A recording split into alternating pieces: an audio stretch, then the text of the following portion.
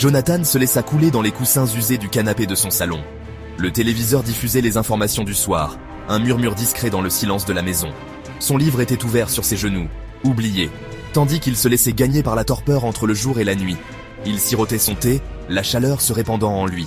C'était une soirée ordinaire, empreinte du confort de la routine. Il termina son thé, le tintement de la tasse contre la soucoupe étant le seul son dans la maison silencieuse. S'étirant, Jonathan se leva et se rendit dans la cuisine, rinça sa tasse et la plaça dans le lave-vaisselle. Il jeta un coup d'œil à l'horloge. Il était presque l'heure de dormir. Il éteignit les lumières du salon, plongeant la maison dans l'obscurité.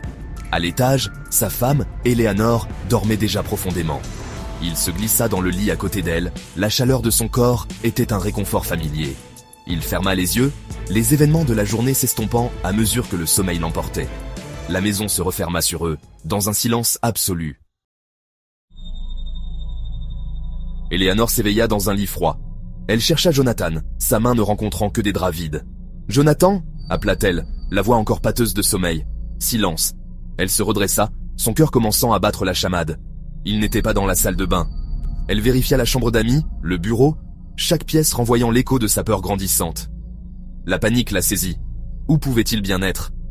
Elle descendit les escaliers en courant, son esprit en proie à un tourbillon de possibilités terrifiantes. La maison était étrangement silencieuse. L'air était lourd d'un sentiment de malaise croissant.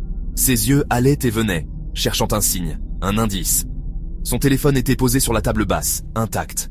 Son regard se posa sur la porte d'entrée, la serrure toujours verrouillée. Les fenêtres étaient mi-fermées, les rideaux tirés. Il n'avait pas pu partir. Mais il n'était pas là. La maison, autrefois un havre de paix, lui semblait désormais être une prison, se refermant sur elle avec ses secrets. La police arriva, le visage fermé. Ils relevèrent des empreintes digitales, fouillèrent le jardin, interrogèrent les voisins. Aucune effraction, aucun témoin, aucun signe de lutte. C'était comme si Jonathan s'était volatilisé. Les jours se transformèrent en semaines, chacun d'eux étant un rappel douloureux de l'absence de Jonathan. Eleanor, le visage marqué par l'inquiétude, refusait de perdre espoir. Elle plaçarde des avis de recherche partout, contacte tous les médias, désespérée d'obtenir la moindre information. La police, cependant, se montrait de plus en plus dubitative. Leur enquête, bien que minutieuse, n'avait rien donné. L'affaire, disait-il, était au point mort. Mais Eleanor refusait de le croire. Elle savait au fond d'elle que Jonathan était quelque part, et elle n'aurait de cesse de le retrouver.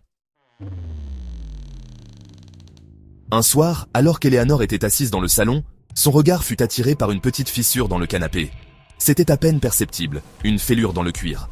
Piquée par la curiosité, elle passa ses doigts dessus. Cela semblait lâche, comme si cela cachait quelque chose. Les mains tremblantes, elle força la fissure. Celle-ci s'élargit, révélant une ouverture sombre et étroite. Elle prit une lampe torche et jeta un coup d'œil à l'intérieur. Son sang se glaça. Derrière le canapé, dissimulé au regard, se trouvait une petite pièce poussiéreuse.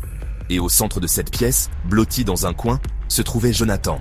Il était amaigri, les yeux écarquillés par la terreur, les vêtements déchirés et sales. Il ne parlait pas, ne réagissait pas, alors qu'Eleanor se précipitait vers lui. Il murmura seulement, d'une voix rauque et sèche, « Je ne suis pas revenu seul.